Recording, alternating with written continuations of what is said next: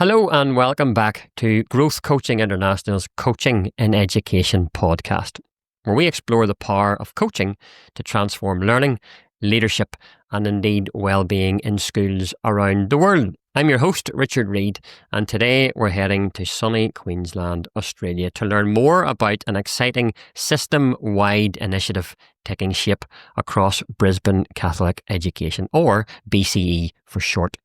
With over 140 schools from the Gold Coast to the Fraser Coast, BCE has a clear mission to shape lives, nurture individuals, and help every student realise their full potential. In this episode, we'll be talking about how instructional coaching is becoming a key part of that mission, helping students, teachers, leaders, and whole communities grow and flourish together. Joining me today are three wonderful guests. Brett Horton, who leads the school performance team at BCE. Great to have you, Brett. Terrific to be here, Richard. Thanks. Fantastic. Trudi Lucas, Head of Future Education Initiatives at BCE. Hi, Trudi. Hi, Richard. Great to be here. Thank you. You're very welcome. And Dr. Jim Knight, founding partner of the Instructional Coaching Group in the US and a leading voice in this field internationally. Jim, thank you for joining us today. Looking forward to the conversation and glad to be here. Fantastic. Let's jump in. Together, we will explore BCE's vision for the future, the importance of partnership, and why coaching has such potential to make a real difference across these schools. So, to begin with, Brett and Trudi, could each of you introduce yourselves and share with us your role within BCE and maybe tell us what excites you most about the work you're currently doing? Thanks, Richard. Look, this year I've taken on the role of Head of School Performance. So I'm in the wonderful position of leading up a team of about 75 people. And that group in school performance provides multidisciplinary support using a multi-tiered system of support to 147 schools. Our schools are broken up into 11 clusters, and we have a senior leader who leads a cluster and works very closely with principals. So we're the real operational arm, I suppose, of the organisation. Everything that goes into schools and from schools largely goes through our group. So we've got our fingerprints on a whole lot of stuff. So I'm blessed to work with some wonderful teachers and leaders, and everyone in our team is a teacher. So it's really wonderful to be having the impact that we do on the quality of what's going on in schools, and to support the wonderful work. We have exceptional teachers and exceptional principals across our whole system, and so it's a real honour to lead the group that helps them to operationalise these high level ideals, aspirations, and strategies. And recently in the last couple of years, I saw a quote while I was scrolling through LinkedIn, something I don't often do, but this quote stood out to me, and it said, in the future, people won't want a leader, people are going to want a coach. And so for the last 12 months or thereabouts with Trudi and others, we've been ideating this whole idea of how can we take a coaching approach or coaching orientation to the way that we lead. And it came from a great question a former leader of mine posed to me when I was a senior leader working with principals. He said, how are you a good senior leader for an excellent principal, someone who is probably better than you ever were in many aspects of the role?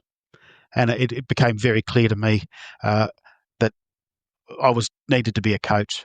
I love it. Fantastic. Brett, super. Thank you very much. Trudi, what about you?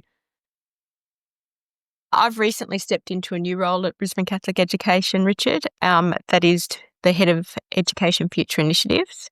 It's a position that's been created intentionally to bring our education strategy to life. So my focus is on bringing together three major programs of work with the intent of bringing our collective vision to real measurable outcomes for our students.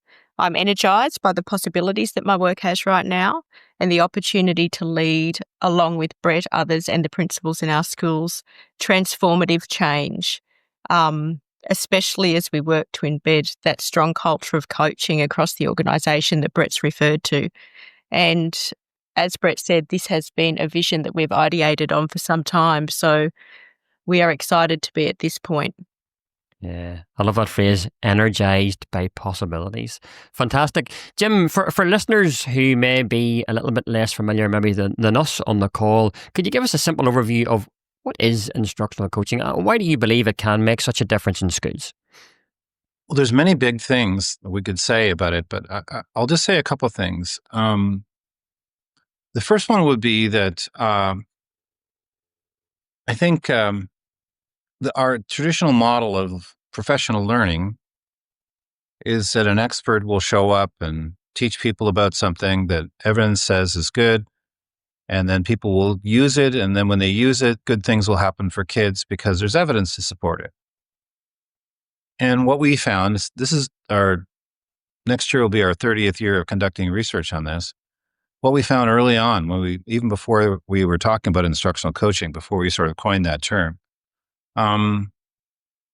was that it didn't work. People didn't sustain implementation. They didn't really like the workshops. They didn't get a deep level of implementation. They're good for awareness.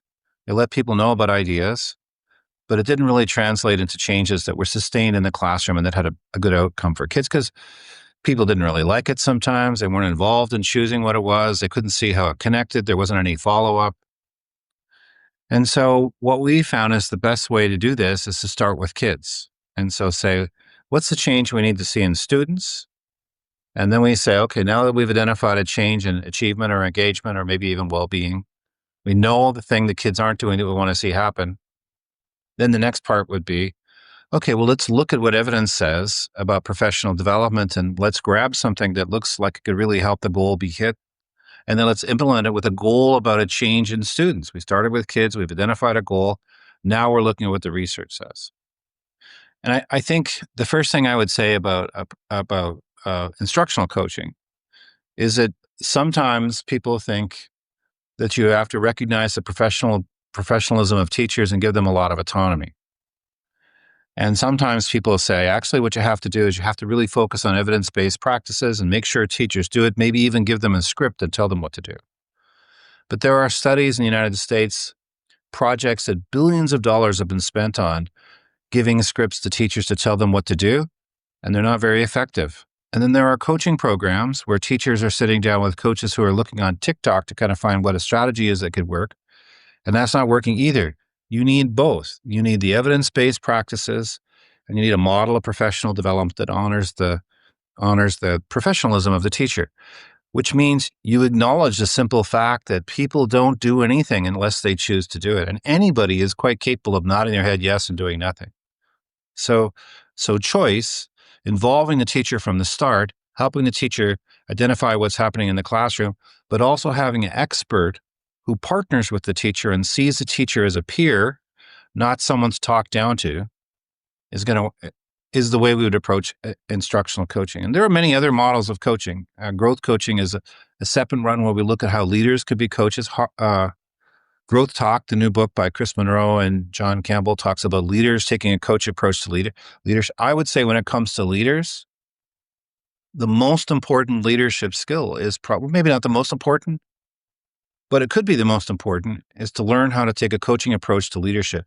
Because telling people what to do is not an evidence-based model for change. You still have to tell people some things sometimes if they're doing something really wrong. Let's say they're using microaggressions in the classroom and it has to stop. But if you really want to have a learning conversation, you want it to be where both voices are listening to each other and working together. And coaching is a conversation where the other person, as Sir John Whitmore famously said, the other person's potential is being unleashed by the conversation. It's a mutually humanizing conversation. The other person feels seen and heard. And it doesn't mean they're doing something soft. They're picking a really rigorous goal. In fact, I would say, I better stop soon because I could go on for a long time, Brett and Trudi, but I would say that instructional coaching is a very rigorous approach to professional development because you establish an extremely clear goal that needs to be met and you stick with it until the goal is met, and then you're able to measure your impact. Did anything change for kids? If you're not measuring a change in kids, I don't know how you can honestly say it actually works. If there's nothing that changed for kids, it hasn't been successful. And then having that student-focused goal it really helps you document the work, how successful you've been, because you can go back to the board or whomever it is you have to report to and say, here's the goals that were set, here's the goals that were hit. Look at this change, and this change is going to last throughout the whole career of the person. So I got a lot more I could say about this, but I would say those are some of the really. I guess I would just say one more thing is nothing happens without follow-up, but the follow-up has to be done in a way that honors the professionalism of teachers. People start forgetting the workshop before they leave it. And within 3 or 4 days, they've lost 50%, is what a famous study from a long time ago shows. That people start losing things really quickly. Within a week or so, most of it's gone. But the coach is the memory for the teacher. And I'll say one last thing and I'll stop, which is unless you set a student-focused goal, a change you want to see in the learning or the engagement or the well-being of the student, something measurable and clear, I don't think the practices will ever change teaching practice, because in order to hit the goal, you have to do it really well. And if the goal is I'm going to go to a workshop and I'm going to try it out and I do things, you often give up before you get to the really high quality implementation. But when you set that student-focused goal, the goal that matters to you, and it's going to make a big difference for kids' lives, you have to keep doing it. And then when you see it work for kids, you're like, I'm going to keep doing this because this really works. It's sustainable. So I better stop there. But that's a quick overview of some of the ideas. Yeah, no, it's very helpful, Jim, particularly for folks who don't know a lot about instructional coaching. And a couple of key things in there, that idea of, yes, raising awareness is good and useful, but ultimately this is around sustained change where you can actually notice a change. It's having an impact, which I think is really, really important. We've mentioned one word a number of times already, and we're only in this a couple of minutes, and that's the word vision. Trudi, could you share BCE's vision for learning across 140 plus schools and how that vision is shaping your current priorities? Thanks, Richard. Our overarching vision is to be a faith-filled learning community creating a better future. But what that looks like across 146 schools, you're right. We're focused on creating transformational learning experience that spark a genuine joy for learning, where excellence and equity enable all to grow and thrive. So we are committed to 3 core goals in terms of learning and teaching. So in summary, that's about ensuring that every student flourishes in both learning and wellbeing, but also supporting our staff to be innovative and high-performing leaders in education, regardless of their role. And building strong connections within and across our communities to drive lasting positive change in learning and wellbeing for everyone. And certainly what you just said, Jim, in regards to that sustainable change, that is what we are looking for when we talk about driving lasting positive change in learning and wellbeing for everyone. Yeah. And I think that's going to be really interesting for folks who are listening to this, not just for within the BCE community, but, around the world. I mean, that phrase there, Trudy, lasting positive change. I mean, what school leader or school leaders don't want that in their school? And if through instructional coaching we can achieve that, then this is going to be super helpful. BCE operates, across such a large and diverse region, metropolitan Brisbane through to rural and coastal communities. Brett, how do you see your, in many ways, system-wide initiatives responding to such varied contexts? Well, you're right, Richard. The variance in the context is significant in so many measures, from educational advantage, socioeconomic advantage, rural, remote. The numbers of Aboriginal and Torres Strait Islander students at some of our schools really changes the context and demands that we're flexible in the way we respond and support. We often hear students are at the centre, and rightly so. That's our mission. Our mission is to improve lives through learning, and certainly the lives of our students and their families. But I think we've also got to improve the lives of our teachers. If students are at the centre, then teachers have to be at the heart. If we are aspirational to become what we've claimed to be, and that is a self-improving system of schools, if we are to live that, then we need to be focusing squarely on growing our teachers and maturing our systems and procedures and processes. So the key to I think catering for this vast difference and variance across our system is to ensure that our priorities and our processes and our initiatives, most importantly, allow a degree of flexibility. You can drive 5 kilometres between schools and you can see vastly different communities who will respond in a vastly different way and whose teachers have really different needs in order to implement what is largely the same aspiration.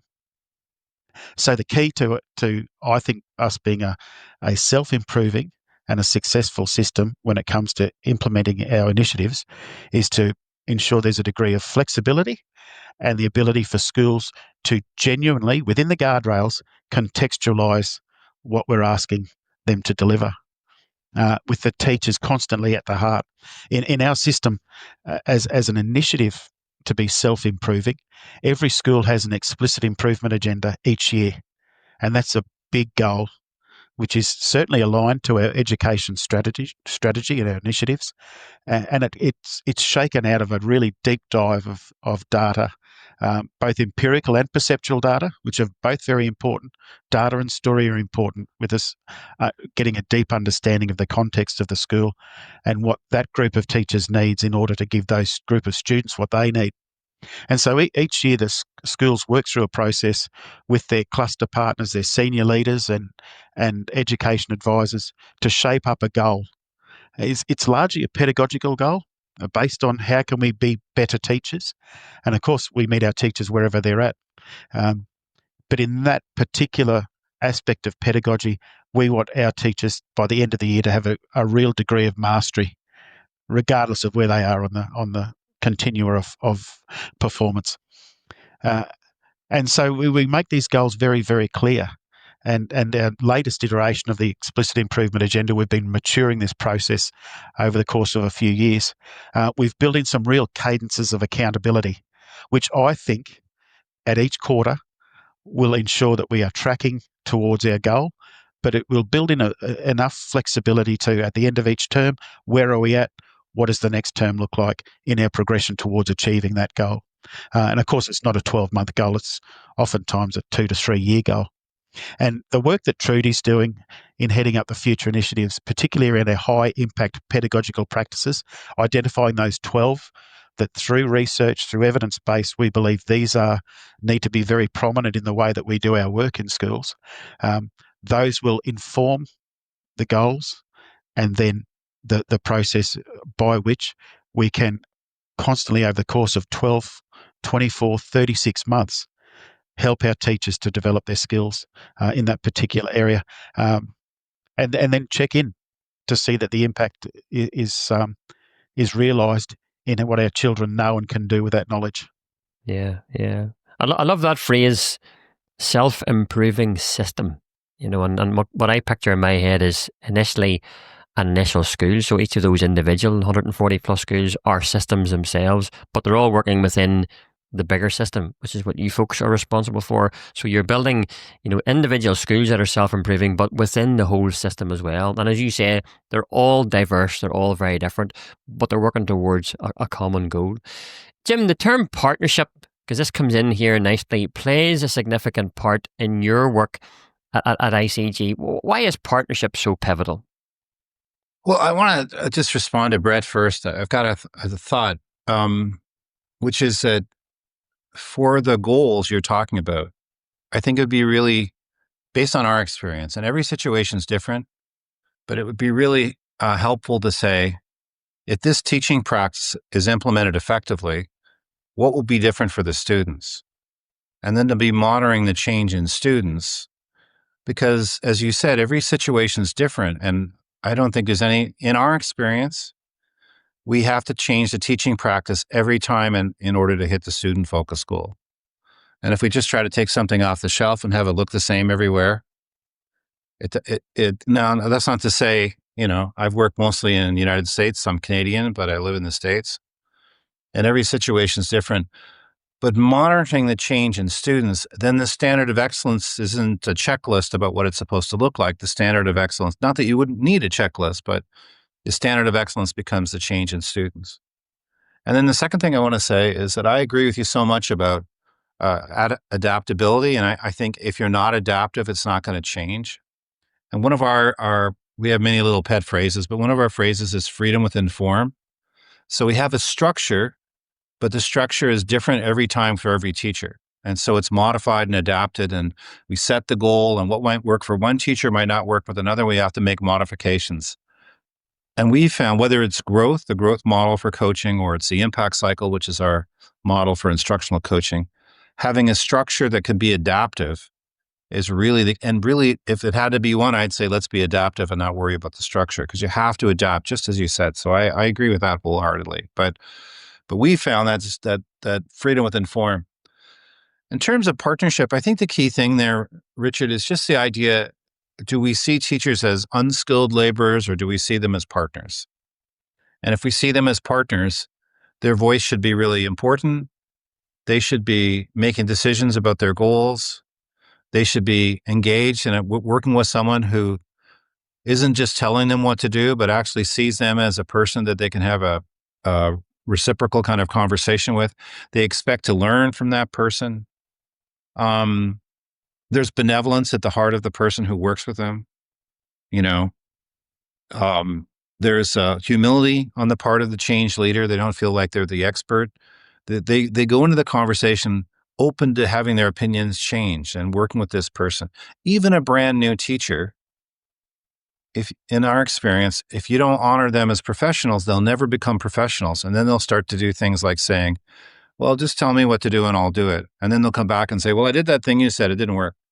So, but to have them own it, in a partnership conversation where they have choice and voice, and it's a dialogue back and forth, and it's grounded in real life activity. That's the power of a student focused goal. It keeps it real, it keeps it grounded in the real, and that's going to lead to, that's what we found at any rate, leads to change. There are many pathways, I'm sure, to successful implementation, but that's what we found is the student focused goal drives the whole process.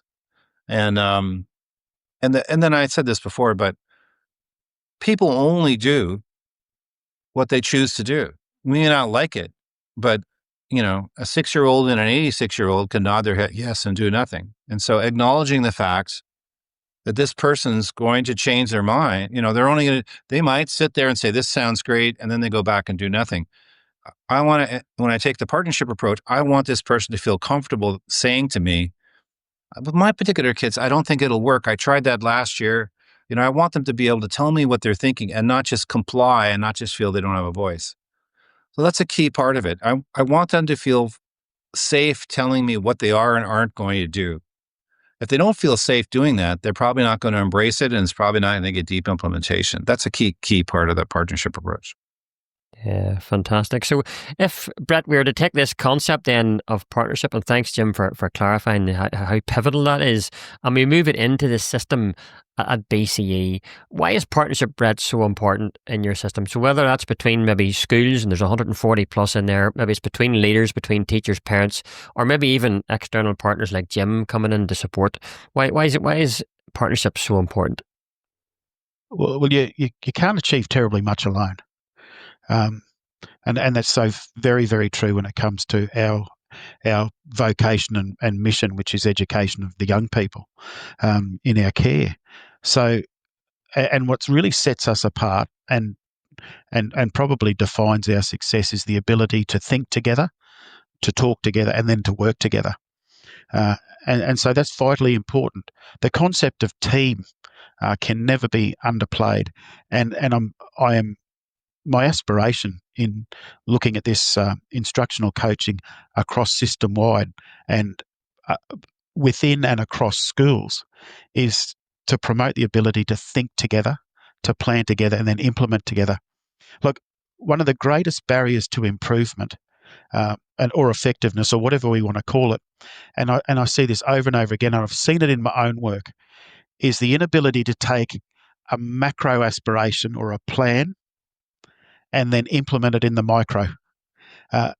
So many times I've been in schools, and in schools that I've led myself too, where we have wonderful structures and processes by which we do planning, and we come up with some wonderful ideas and aspirations. But the bridge between those plans and aspirations and actually doing it, so oftentimes there's not the link. I see the maturing in some of our leadership roles, whether they're leadership with a title or leadership without a title, which is so very important, particularly among our teachers. I can see the ability to lead with or without a title through a coaching lens, which builds in cadence of accountability for the coach as well as the teacher, of course. That cadence of accountability, the follow-up, the support and challenge, I think is going to go a long way to bridge that aspirational macro plan to the micro operation and it happening in the classrooms with teachers and students. So the partnership is vitally important in anything we do. It's what's, I think Harari said it, it's what sets us apart as humans, the ability to think together and then do something with that thinking of real value. We've got to remember too that we're not starting at ground zero at Brisbane Catholic Education. We are a very good system of schools and we've got exceptional teachers who have such a depth of goodwill for the system, the schools and the students whom they serve. So we're starting from a very strong base. And I just see this as the next step in our maturity towards being that self-improving system, that maturity in us really delivering our mission to a much with greater efficiency, with greater effectiveness, and ultimately, I am anticipating that this success leads to greater joy, which is what we need to be seeing in our schools and in our people. Yeah, fantastic. I mean, who doesn't want greater joy in their schools for students, for teachers, you know, for everybody involved? I love that framework that you explained there, Brett. Be able to think together initially and then be able to plan together and then ultimately being able to work together and run things through in that order. So, Trudi, BCE is currently developing a system playbook. I'm sure there's a lot of thinking, planning and working involved in that. Could you unpack a little bit about what that means and how you hope schools and teachers will actually engage with it? Yeah, absolutely. Richard, this is a culmination of an extensive piece of work that's been happening this year over the past few years in partnership with the University of Queensland, but importantly in our schools, in our classrooms, to develop what we know are high impact pedagogical practices that work within our own school context. So we're excited to be developing the playbooks as a resource that's intentionally designed to help teachers confidently integrate these high-impact pedagogical practices across our school. But I think what makes it different for us in terms of resourcing is that this playbook is unique in how clearly it explains exactly not just what the practice is, but it goes into the why and how, so teachers and coaches can implement them effectively. And everything in the playbook is underpinned by our updated model of pedagogy that we have within Brisbane Catholic Education. And the revised version of that is built on the science of learning. So we know and trust that our approaches outlined are both evidence-informed and adaptable to the different school context.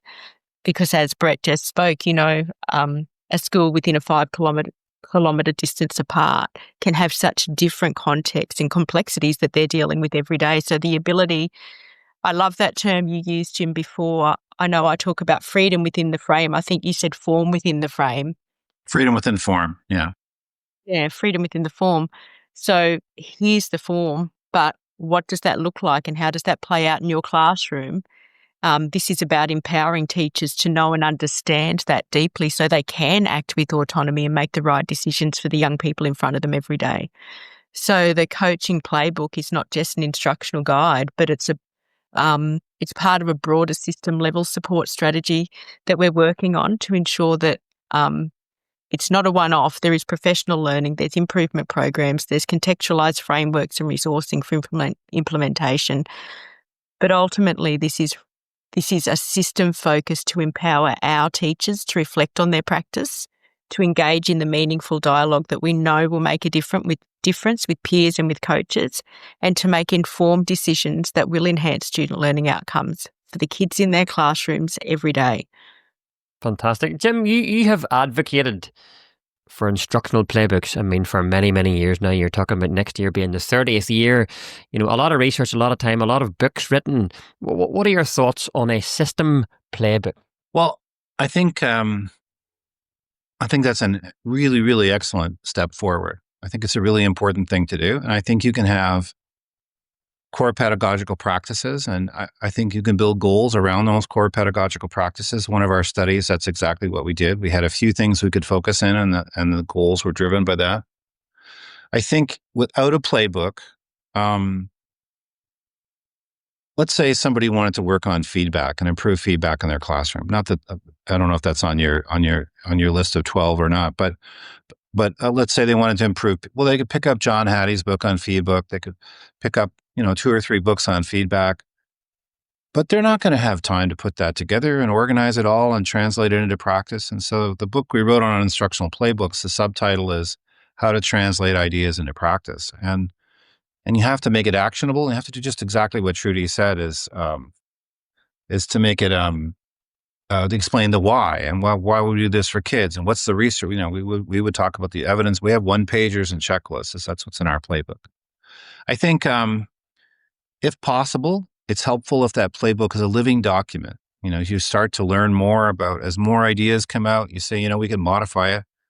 And I think it's good if you can have sort of the core that everybody does, and then something a little individualized to a certain setting. Because I think it was either Brett or Trudi, if you have one school where there's a lot of kids who are living in poverty and they're struggling, and most of the teachers have no more than 3 years experience, you're probably going to need some strategies different than the one where you have all kids in high SES and you've got teachers with at least 15 years of experience and award-winning teachers. But having the core is really helpful, and it's a really good idea, because then if we're going to talk about formative assessment, we all have the same language. And it makes the coach's job easier. But also, if you bring people together to talk about formative assessment, we don't have 5 different ways of doing it, or even 140 different ways of doing it. We know this is the way we do it.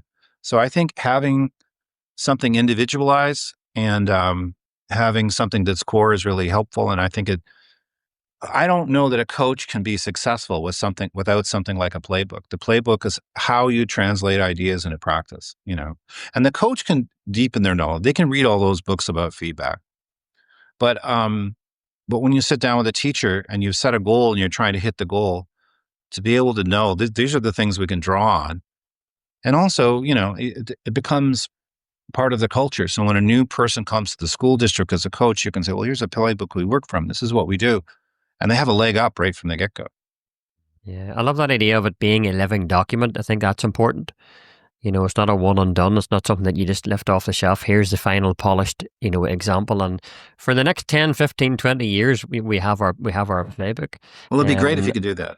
It would be lovely. It would be lovely. But the process of going through the creation of that document, I think there's real benefit. And that's coming back to, Brett, we talked about think, plan and work, because you're going to have to continue to think and plan and work on that document, I would imagine, as the years go past.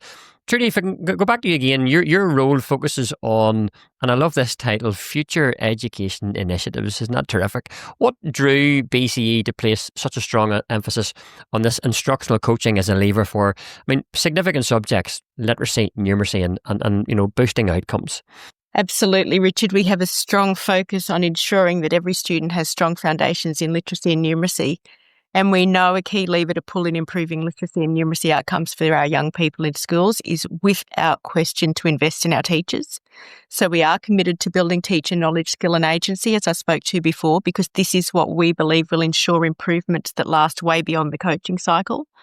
As our teachers become more confident and precise in responding to student literacy needs and determining the right strategy at the right time, we believe that will ensure progress for all. So in terms of future initiatives, we see coaching as a sustainable and impactful way of working in partnership within and across our schools. Without question, we do believe that instructional coaching, effectively embedded across our schools, will improve literacy and numeracy outcomes by that focus that we've spoken around sustained, evidence-informed teacher growth that directly impacts student learning. So we are valuing that instructional coaching will provide immediate and actionable feedback in the classroom, ensuring responsive literacy and numeracy instruction in real time as teachers become more precise and confident in their practice. Yeah, I love that idea of, essentially if evidence-informed teacher growth. As school leaders, we want our teachers to grow. Whether they come in as a newly qualified teacher, there's a long, long journey ahead. Or as we said, Jim talked about some schools where there's teachers maybe teaching 15, 20, 25 years. There's still growth potential there in those teachers right until the day they retire. And that's the sort of mindset that you want in many ways from your staff. Brett, from a performance leadership perspective, and again, I love that title, what role do you see principals and school leaders playing in making this instructional coaching successful at system level? Richard, I am of the firm belief that principals can make or break any initiative. They are such key players. And the impact and influence that our principals have is phenomenal. And it's wonderful when you see a principal harness that influence they have and the change and the positive change they can make in energising and making a community come to life. So for me, it's vitally important that our principals believe in this initiative.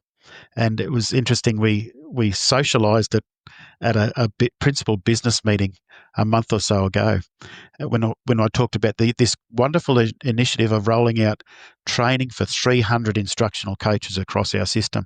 Like that was met with gasps, with applause in one instance, with yahoos, just in pockets, and that's enough to start, Richard. We've already got some people who are real believers in this, and there's some who have already been heavily invested in instructional coaching in their instructional leadership formation. But it's the principal cohort, for mine, need to deeply believe that this is going to have an impact in the lives of children at the centre and teachers at the heart. And so that's the key part.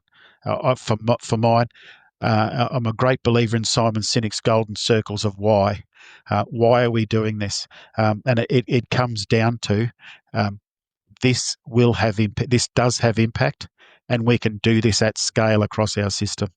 And I've yet to meet a principal who doesn't want to get better. I've yet to meet a teacher who doesn't aspire to be a better teacher. And so if we can harness that energy and that aspiration through something really tangible like instructional coaching, I think we can really have impact. Yeah, I think you're right. And I think back to years as a principal myself, it's a very, very privileged position to be in because you can heavily influence things one direction or the other. And Jim, I'd love just to add in, your thoughts at this stage, because you've written extensively just around system support. Anything you want to add into what Brett has said there, about that, just that importance of principals and their role here? There's something I do want to say, which is that Billy Moore, the famous rugby player, has called me an honourable Queenslander. So I feel I'm coming home a little bit when I come to Queensland. I've spent a lot of time there and I really love Queensland. I even went to the State of Origin at Suncorp Stadium once. So I feel like I'm and I also, Brisbane's not my top team in the AFL, but they're my number 2 team. So I was really happy to see them win the last 2 years. And what about the Broncos? What about the Broncos, Jim? Well, I can't say I know the Broncos that well, but did they win this year? They did. They won the premiership on the weekend. Oh, that's great. That's great. And last year they were in, but lost, I think. Is that right? Anyway, we better get back on track. They won this year. That's the important thing. Maybe they won last year too. But what I want to say, I'll just say a couple of things in general. But the first thing I want to say is I would say there are 3 things that are absolutely essential for coaches to succeed. One of them is hiring the right person.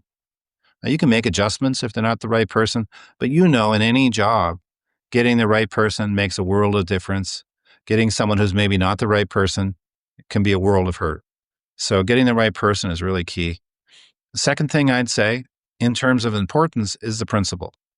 If the principal supports the coach, big things can happen. There will be there will be great results for kids. If the principal doesn't understand coaching, doesn't support coaching, not much can happen. And you can have, in some places I work, there's coaches who work in more than one school, and they'll be burning things up in one school and nothing's happening in the other school. It's because of the principal. So I agree 100% with what you said. And the third thing is, which is what you're doing, is I think the coaches have to know what they're doing. Coaching done well is what makes a difference. Coaching done poorly doesn't make a difference. So they need to understand the skills of coaching. They understand the framework they use. They have to understand your playbook so they can share it with a depth of knowledge. If they just have a superficial understanding of it, they won't be able to share it in an effective way. Their superficial knowledge will be translated over to others. So I think those three things are critical, but right at the heart of it is a principle. And there's things principals can do. First off, they have to understand coaching. I think they have to understand the set of beliefs behind it and how it works, and why telling people this is what you have to do or else is probably not going to work. And often it's just that the professional development hasn't been there for people to understand what a coaching approach to leadership looks like as opposed to a telling approach to leadership. I think one of the other big things is that coaches need time to do the work. So there has to be an acknowledgement of this is going to take some time, and do the best to provide opportunities for the coach to succeed.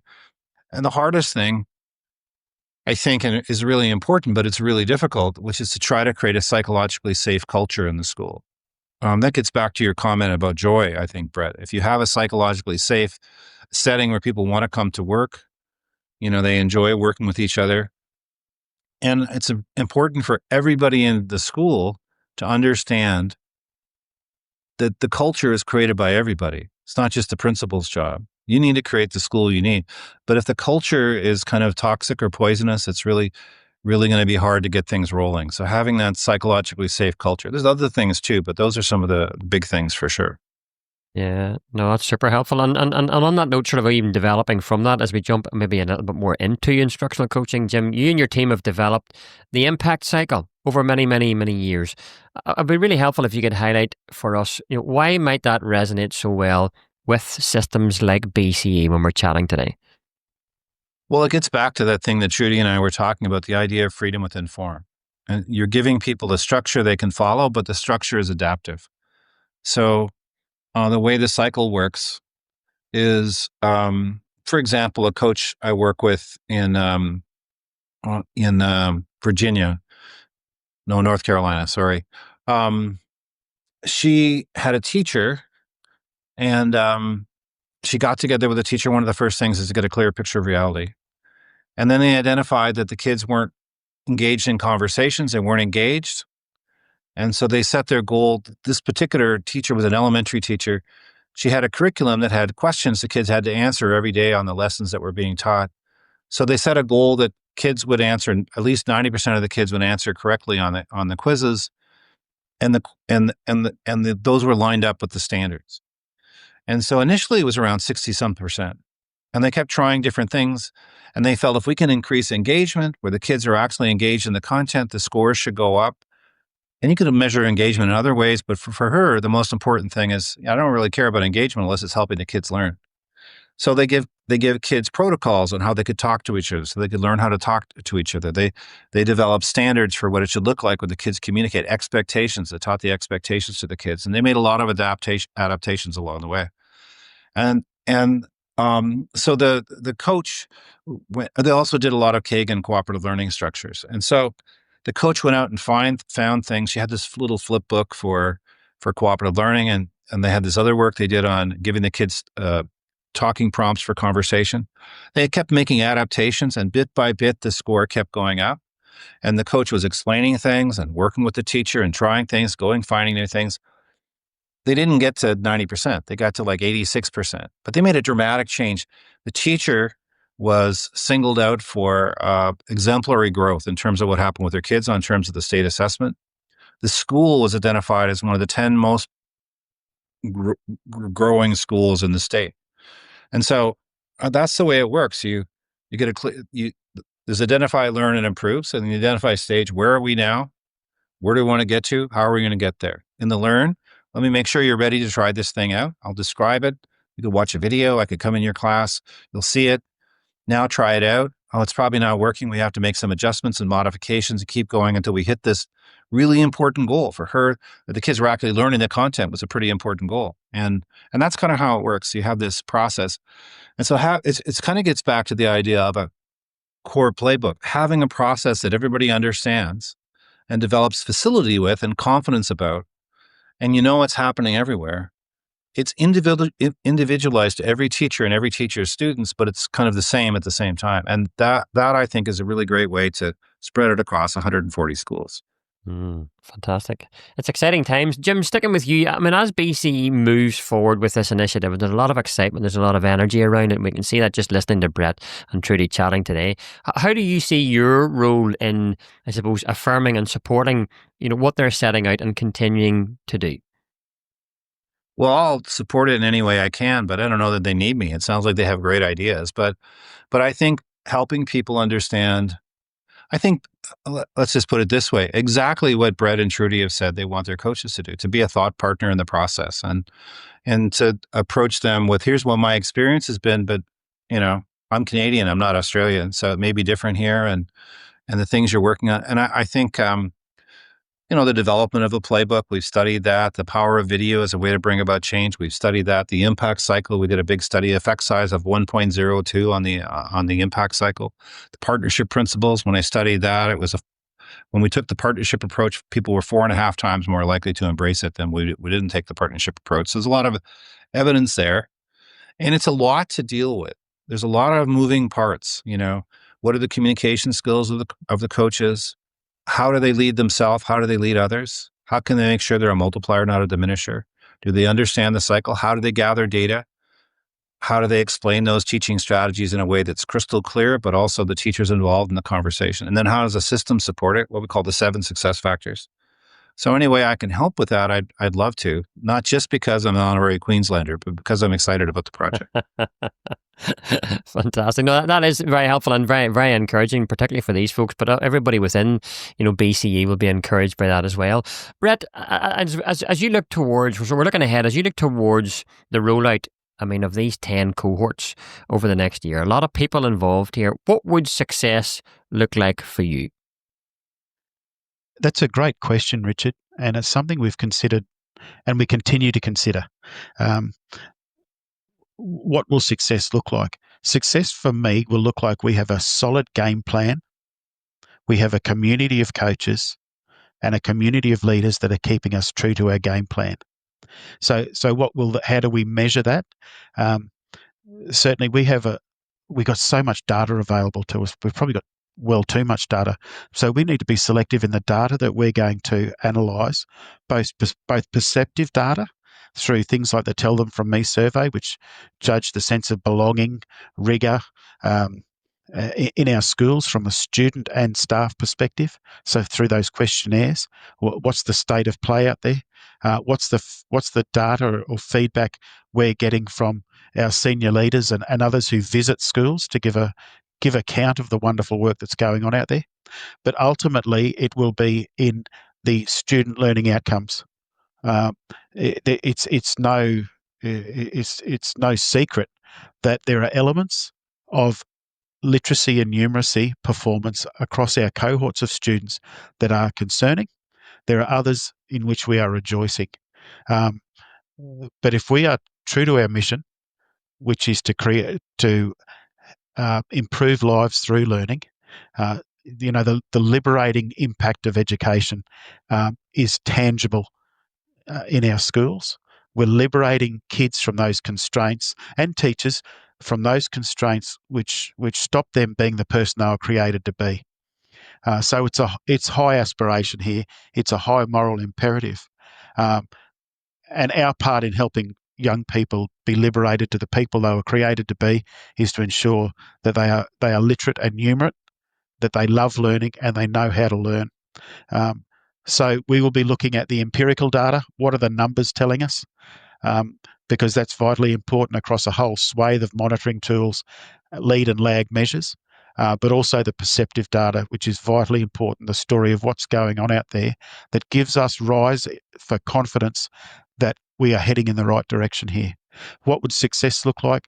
That we are discerning in the first cohort of 300 instructional coaches. We have a good, solid discerning process, which we are currently designing on who recruit hard, manage easy, as Jim alluded to.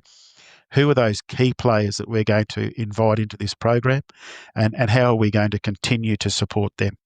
But of course, the proof of the pudding's in the eating, and we need to see the student learning outcomes reflected in the data sets that show that we are improving.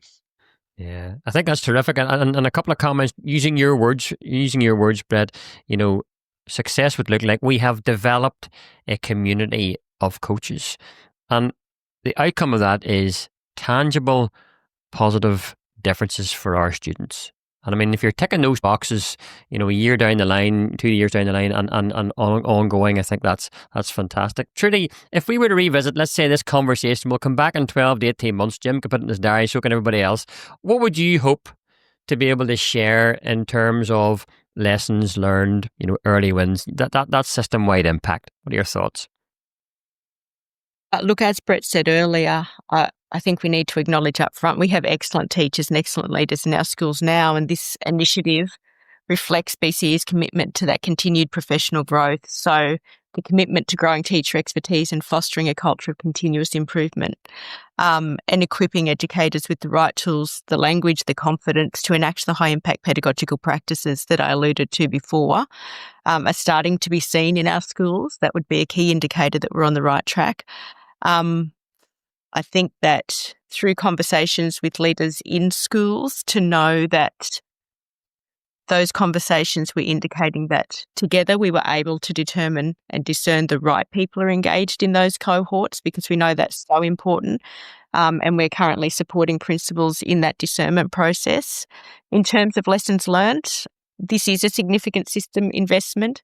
So I really hope the lesson learned is that by taking the time to genuinely understand the context, to strategically plan, to research, to identify and invest in the right system responses and initiatives, that we're starting to see a genuine shift towards a coaching culture where it's evident that we are a system that's working in synergy, focused on excellence in learning and wellbeing.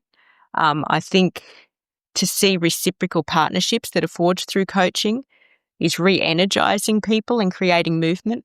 The professional growth and that continuous way of giving feedback is just the way we do things at BCE, that we're all focused in the same direction, where, that focus on excellence is just the norm, and every leader, every teacher, every learner is empowered to thrive. So ultimately, the real measure for success for us is the engagement that we're seeing in classrooms. But we know that measures also in is going to be reflected in our system goals that I spoke to earlier when we started. So 12 to 18 months, what we want to see is that we're truly moving the dial on achieving our collective system goals. Yeah, fantastic. I love that idea of, we're growing a coaching culture. That's essentially what we're trying. And growing is an ongoing term. I think, Jim, we need to be sending a copy of Growth Talk out to all of these folks that are taking part in this, so Chris and John will be pleased to see that. There's a lovely phrase that Chris uses, and, when you walk into a school and you have conversations with folks over a period of time, this is just the way we talk around here. It's a natural thing. This is how we operate. We've got a coaching culture at heart. Jim, I'd love to finish off with a question for you, if you don't mind. We've got lots of people listening to this. I've had a terrific time listening to this myself, but there's a lot of people out there who's going to be listening to the recording of this. Is there a message you'd like to leave, with leaders and teachers who are listening, okay, some within BCE, but also beyond that, just simply about this role of instructional coaching being a positive impact in schools? Well, a couple quick things. One of them is, I think to have an impact, you have to do things well. And quick fixes make things worse. That doesn't mean you have to spend, a whole semester with a teacher, but you have to have understanding on the part of anybody who's leading change about what works, and widespread understanding. And then they have to have the time to do it correctly, because the trouble with a quick fix is you try it, it doesn't work, and then you try another one. And the more you keep doing the quick fixes, the less people are open to change. You want to go for and the trouble with the fundamental fix is it takes a little time to get there. So at first, You have to work through that delay to get there. But when you get there, that will be my second point. When you see success, that's what sells it, when you can see a real change. So if I was to talk about, a year from now, 2 years from now, I think it'd be great if you had a lot of coaches really coaching effectively, seeing real results with kids, so people can say that's what it should look like. And there's a growing knowledge of what it looks like when it's done well, because when it's done well, we would say it's exactly what Brett said about joy. It's a mutually humanizing conversation. Both people are better for the conversation. So they're comfortable talking about change. They want to move forward. They want to see things. And then the whole process is driven by high quality implementation of teaching practices that leads to unmistakably positive changes in kids' lives. So I think those would be a couple things. I think do it right, and to see success, and success builds success.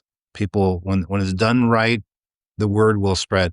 And the power of a coach is it's not just this year's students. It's every student that teacher ever teaches from this year on. So it's a pretty profound thing to get really good at it and start to see that kind of impact. Fantastic. Do it right, see success, and success builds success. Everyone, that brings us to the end of today's episode. A huge thank you, genuinely, to you, Brett and Trudi in Australia. Jim, to you across in the States, for sharing your insights and passion, very much passion for this work. It's inspiring to see how Brisbane Catholic Education is embedding instructional coaching as a key driver for professional growth and student success across such a large and diverse system. Listeners, if you'd like to learn a little bit more about the work of Instructional Coaching Group and Growth Coaching International, please do check out the links in the show notes. And if you're enjoying the Coaching and Education podcast, don't forget to share it with a colleague and spread the word.